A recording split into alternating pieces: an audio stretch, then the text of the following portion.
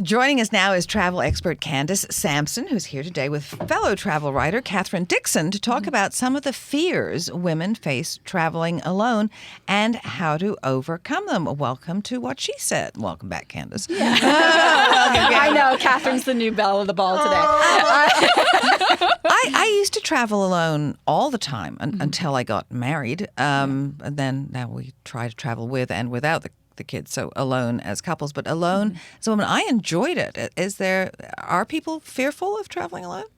Surprisingly, yes. Maybe not surprisingly. I think for a lot of women who have maybe never traveled overseas or really anywhere by themselves, they, are missing that security of having someone with them, someone to guide them, someone to hold their hands. I think, maybe we've gotten to this place in our lives where we're suddenly finding ourselves alone. Well, that's Catherine and I've sort of found ourselves in the, So this is quotation mark alone. Yeah, welcome to the alone spot. We'll put it in quotes for alone. And yes, and so we're navigating this space now as solo travelers. And I think, because, you're married for so long and then all of a sudden you're like, oh, and now what do I do? And it's sort of reconditioning yourself to how you do these things. So yes, you may have done it when you're younger, but maybe you've lost some of the confidence now, as you're heading into a new stage of your life. Well, one thing you were mentioning too is that it's hard to round up friends to get on the same schedule. That's who right. want to go to the same place. Yes. Absolutely. So sometimes it's like you just have to say, okay, I want to go away and I'm not going to wait for anybody.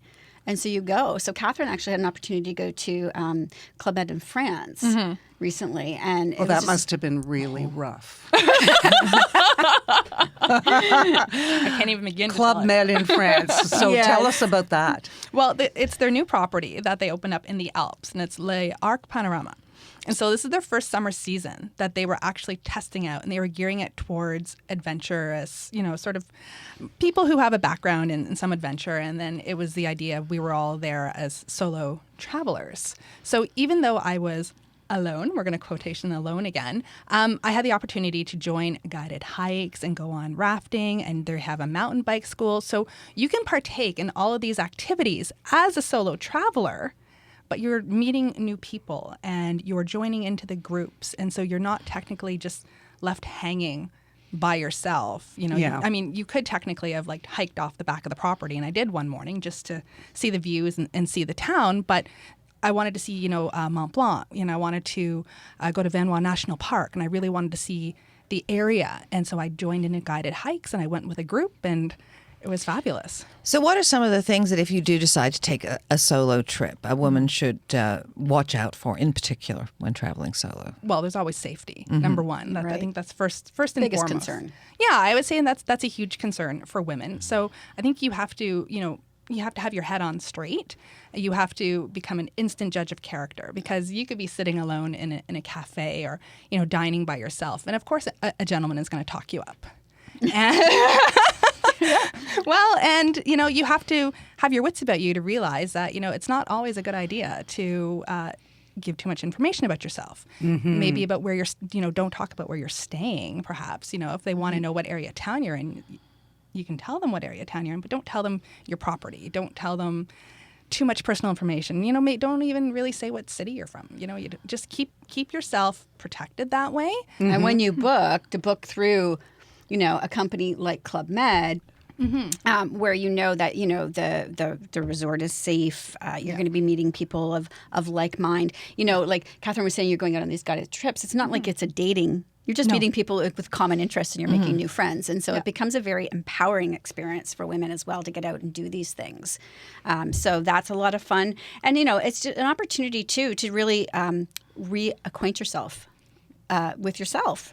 We become so wrapped up in being moms and wives and these things. So when you start now, you're sort of in this new chapter of your life where you're single and you're traveling. You're finding things that you enjoy to do that maybe you didn't know you liked. So for me, it's beach, book, delivered drinks. I'm all good.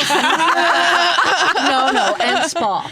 Oh, and spa. And Well, spa. Well, it's a Club Med, so Exactly. There was a spa there. I did go get a massage. Oh, yeah, I bet. So besides safety, what is it? Is it that women don't have the confidence? Maybe because they've always been with somebody, now they're alone? Or is it that they're worried that they're not going to be able to have any conversation with anybody because they won't meet Yep. I think there's always a fear of loneliness. And that's where, when you're booking with somebody like Club Med, that you know you're going to meet people. Yeah. So you that fear of being alone for a week is sort of removed. So where can people go to learn more about that trip and maybe connect with you too? Well, to learn more about Club Med, you can go to clubmed.com. And on my website is catherineanywhere.com. I have a whole review that I did of the hotel, and then I did another post about my adventure self-care excursion, and which is what I call it. It was adventure self-care to me. And of course, Candace can always be found at lifeinpleasantville.com. But you've done some excellent road trips. And you reversed a camper all by yourself. That's really good. Yes. And I jumped out of a plane recently. Yeah, I'll I share saw that another too. time. It's on your 50 bucket list. Yes. I know. It's a great list. Okay, we'll talk to you soon. Thanks for coming in. Thank you. Thanks. Well, she said she's magical, mystical, or a power